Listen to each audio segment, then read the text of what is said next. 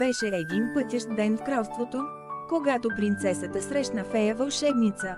Тя беше възхитена от силата на феята и от нейните вълшебни сили. Феят й даде вълшебен меч и златни доспехи, като й предупреди, че докато воюва с водното чудовище, трябва да не издава нито един звук. Принцесата беше готова да спаси кралството си от водното чудовище. Тя смело отиде в тъмната гора, без да се страхува. Там тя намери тъмния кладенец и беше много храбра да се изправи срещу водното чудовище.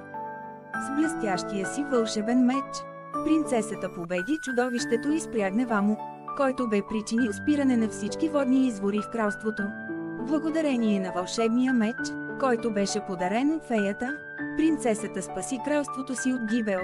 Когато се върна в кралския дворец, тя се зарадва, като видя, че реките отново са пълни и водоемите са вред. Принцесата беше горда, че е успяла да спаси своето кралство от злото чудовище.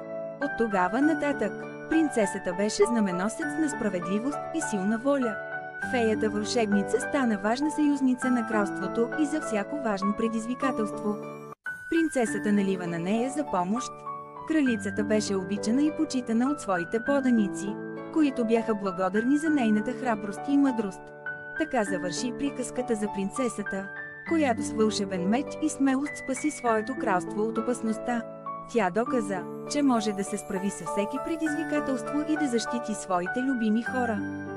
И така, кралицата живееше щастлива и дълги години, като запази мира и благоденствието в своето кралство. Край.